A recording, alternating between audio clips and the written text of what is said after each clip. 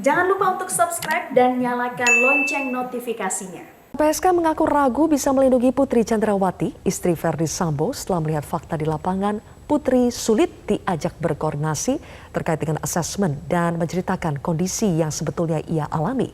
Benarkah Putri Chandrawati perlu dilindungi dan ancaman datang dari pihak siapa?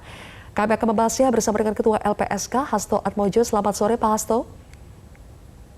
Selamat sore, Mbak Sylvia. Baik, Pak Hasto, jadi untuk Ibu Putri apakah sudah bisa diputuskan LPSK jadi tidak memberikan perlindungan kepada Putri?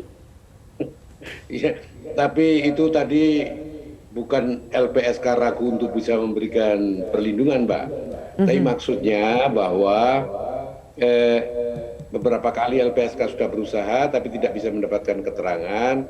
Jadi itu makin meyakinkan kita, terutama saya ya sebagai Ketua LPSK, bahwa Ibu Putri ini sebenarnya tidak memerlukan perlindungan LPSK lah.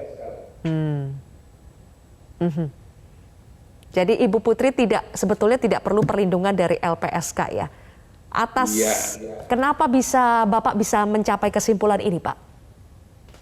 Ya, kan beberapa jenis perlindungan yang dimintakan oleh Bu Putri diantaranya adalah perlindungan fisik. Nah itu kalau memang memerlukan perlindungan fisik tentunya ya sesegera mungkin akan datang ke LPSK ya. Semua pemohon kita yang memerlukan perlindungan fisik biasanya gercep, Mbak, datang ke LPSK untuk mendapatkan perlindungan. Kemudian perlindungan prosedural. Perlindungan prosedural itu diberikan kepada terlindung sehingga mereka punya hak untuk didampingi oleh LPSK di dalam setiap proses peradilan yang berjalan, baik itu di tingkat penyelidikan, penyidikan maupun di pengadilan ya. Ya. Ini pun begitu karena yang bersangkutan saya dengar juga dipanggil oleh Barreskrim bisa hadir. Ya sebenarnya kan kalau sudah terlindung LPSK mestinya didampingi oleh LPSK. Tapi ini ternyata bisa juga tanpa didampingi LPSK yang bersangkutan bisa hadir.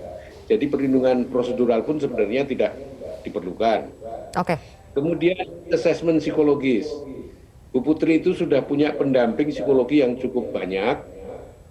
Dan saya kira untuk pemulihan psikologi kalau ada itu sudah cukup memadai.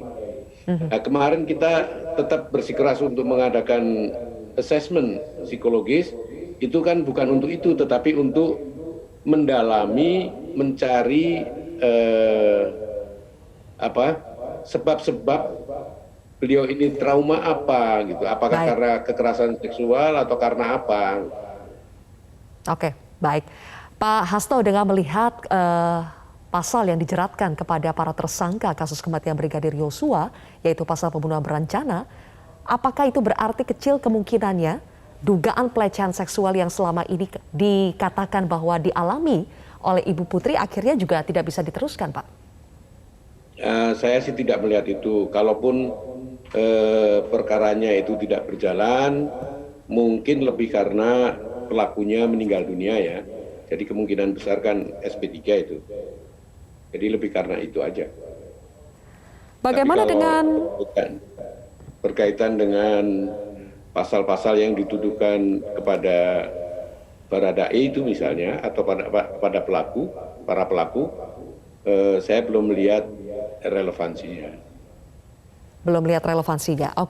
Bagaimana dengan Barada Eliezer, Pak? Apakah dari LPSK setelah melihat apa yang disampaikan oleh tim Sus Polri semakin teryakinkan bahwa Barada Eliezer ini betul-betul membutuhkan perlindungan?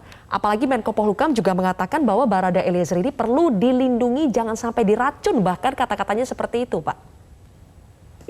Ya, memang saya kira Pak Mahfud memahami ya mandat Undang-Undang Perlindungan Saksi dan Korban bahwa perlindungan kepada justice kolaborator itu adalah kewenangan LPSK. Jadi